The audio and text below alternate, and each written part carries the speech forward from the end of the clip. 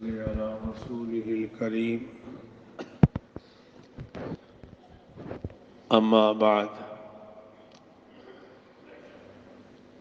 وعن عبد الله بن عمر رضي الله تعالى عنه عن النبي صلى الله عليه وسلم قال ليس منا من شق الجيوب وضرب الخدود ودعا بدعوة الجاهلية أو كما قال عليه الصلاة والسلام يا رب صل وسلم دائما أبدا على حبيبك خير الخلق كلهم حضرت عبداللہ ابن عمر رضی اللہ تعالی عنہ سے روایت ہے، یہ فرماتے ہیں اللہ کے نبی صلی اللہ علیہ وآلہ وسلم نے ارشاد فرمایا لیس منا من شق الجیوب، لیس منا وہ شخص میری امت میں سے نہیں ہے۔ ایک معنی یہ ہے وہ شخص میرے طریقے پہ نہیں ہے جس نے کیا کیا، من شق الجیوب، جس نے مصیبت کے وقت اپنے گریبان کو پھاڑ دیا۔ رسول اکرم صلی اللہ علیہ وآلہ وسلم نے ارشاد فرمایا میرا وہ کامل امتی نہیں ہے من شق الجیوب، جس نے اپنے گریبان کو پھاڑ ڈالا۔ آپ نے دیکھا ہوگا مصیبت کے وقت اگر کسی کے ابا کا انتقال ہو گیا یا کسی کے بیٹے کا انتقال ہو گیا یا کسی کی بیٹی کا انتقال ہو گیا تو آپ نے دیکھا ہوگا کئی دفعہ بعض اشخاص اپنا گریبان پھاڑ دیتے ہیں۔ میرے نبی نے فرمایا جس نے غم کے موقع پہ ایسا کیا وہ میری امت میں سے نہیں ہے۔ چاہے مصیبت ہو، چاہے راحت کو، میرے بھائیوں صبر کا دامن نہیں چھوڑنا چاہیے۔ یہ ہمارے پنجاب کا رواج یہ ہے، لوگ مصیبت کی حالت میں اپنی قمیص پھاڑ دیتے ہیں، گریبان پھاڑ دیتے ہیں۔ میرے نبی نے فرمایا جس نے ایسا کیا وہ میری امت میں سے نہیں ہے۔ وَضَرَبَ الْخُدُودَ، اور جس نے اپنے رخسار کو نوچا یا چپیڑے ماری۔ ہمارے اس علاقے میں جب کسی کا انتقال ہو جائے، میری بہنیں، میری بیٹیاں، میری مائیں، اللہ معاف کرے، اپنے منہ پہ تماچے مارتی ہیں۔ حضور نے فرمایا جس نے ایسا کیا وہ بھی میری امت میں سے نہیں ہے۔ چاہے تماچے منہ پہ ماریں، چاہے سینے پہ ماریں، حضور نے فرمایا جو ایسا کرے گا وہ میری امت میں سے نہیں ہے۔ آپ نے دیکھا ہوگا غم کے موقع میں خواتین اپنے بالوں کو بھی نوچتی ہیں، مرد اپنے سینے کو، اپنے منہ پہ تماچے۔ میرے نبی نے فرمایا جس نے ایسا کیا وہ میری امت میں سے نہیں ہے۔ تیسرا کام، ودعا بدعوت الجاہلیہ، ودعا بدعوت الجاہلیہ، جس نے زمانہ جاہلیت کے رسومات کو اپنایا، غم کے موقع میں حضور نے فرمایا وہ بھی میرا امت ہی نہیں ہے۔ زمانہ جاہلیت میں یہ ہوا کرتا تھا، زبان سے ایسے الفاظ نکالے جاتے تھے، بعض تو بڑے سخت ہوتے تھے، بعض موجب کفر ہوتے تھے، جس کی وجہ سے انسان دائرہ اسلام سے نکل جاتا ہے۔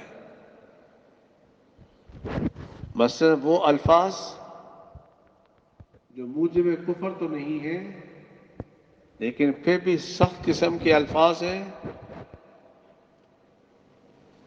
کسی کے مرنے پر یہ جملہ بھی سننے کو ملتا ہے، ہائے اب میری فریاد کون پوری کرے گا؟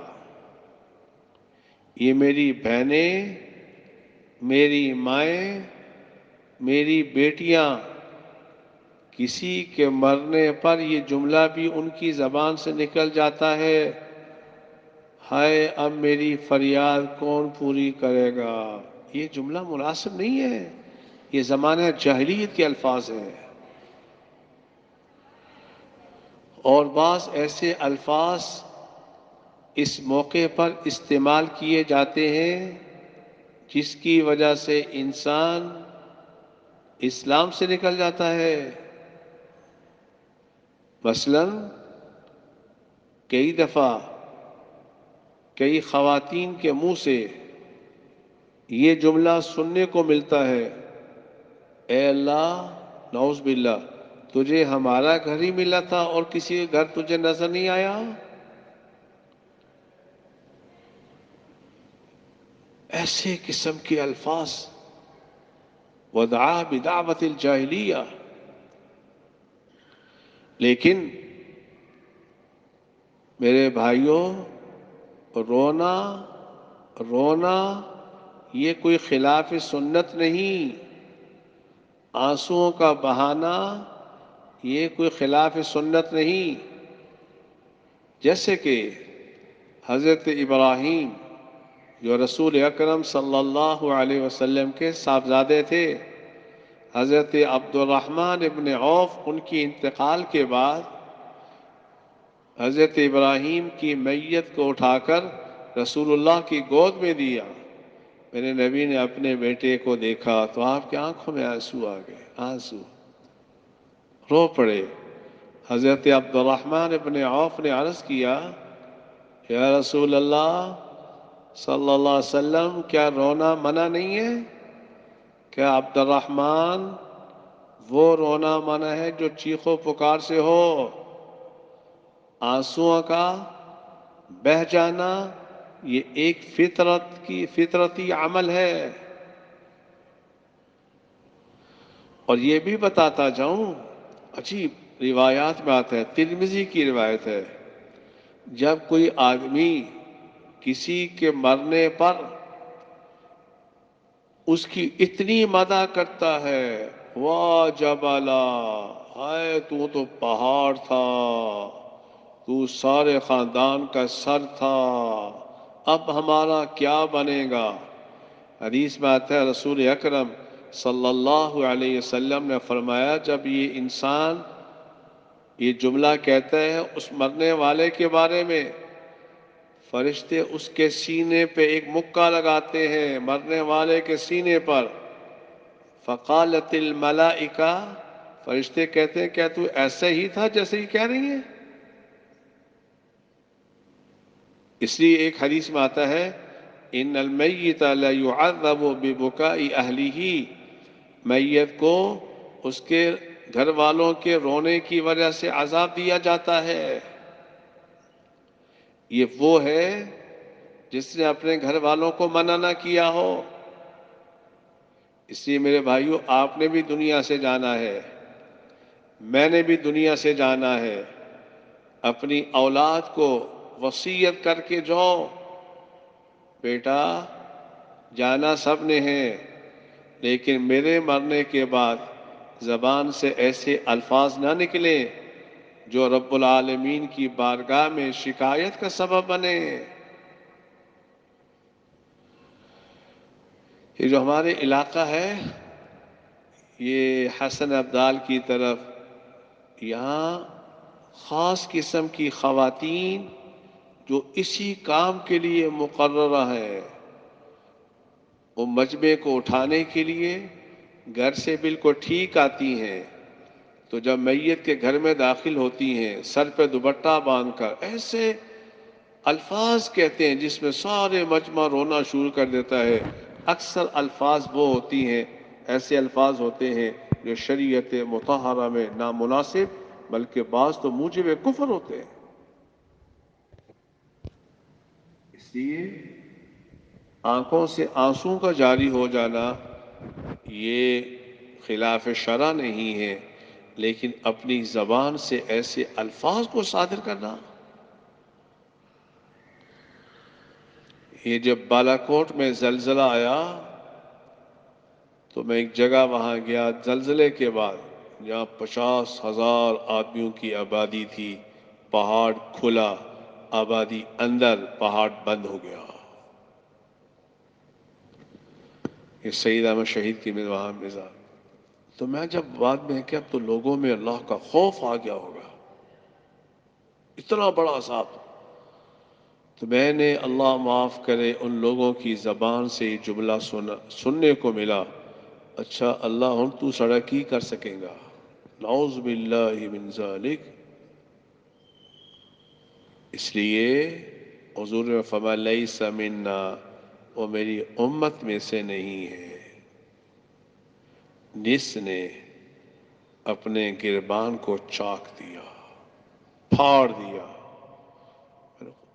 جس نے اپنے منہ میں تماچے مارے، ودعا بدعوت الجاہلیہ، زمانہ جاہلیت کے الفاظ استعمال کیے، ہائے ہمارا اب سسٹم کون چلائے گا، تو ہی ہمارا خرچہ چلایا کرتا تھا، حالانکہ وہ مرنے والا خود محتاج ہے۔ یا ایھا الناس انتم الفقراء الی اللہ، اے دنیا کے انسانوں تم سب اللہ کے محتاج ہو۔ اس لیے جب دنیا سے آدمی چلا جائے، حدیث میں آتا ہے ایک دفعہ ایک خاتون کے بچے کا انتقال ہوا، وہ بڑی چیخ و پکار کرنے لگی، وہ پتہ نہیں کیا کچھ کہہ رہی تھی، حضور کا پاس سے گزر ہوا صلی اللہ علیہ وسلم کا، اس کو نہیں پتا یہ اللہ کے نبی ہیں، تو اللہ کے نبی نے فرمایا اصبری اصبری اصبری، صبر کیجئے صبر کیجئے صبر کیجئے، اس کو نہیں پتا یہ کون ہے، کہا آپ جائیے اپنے کام کیجئے، تکلیف مجھے پہنچی ہے، آپ کہہ رہے ہیں صبر کیجئے صبر، آپ تشریف لے جائیں، نبی تشریف لے کے چلا گئے، تو کسی نے بتایا پتہ یہ کون تھے، کہا نہیں، کہا اللہ کے نبی صلی اللہ علیہ وسلم تھے، بھاگی بھاگی گئی، یا رسول اللہ صلی اللہ، اب میں صبر کرتی ہوں، آپ نے فرمایا الصبر عند صدمۃ الاولی، اب کیا صبر، جب پہلے مصیبت پہنچی اس لمحے میں صبر کرنا یہ کمال ہے، یہ نہیں رو رو رو کے تھک گیا آدمی کہتا ہے اچھا اب صبر کر لیتے ہیں۔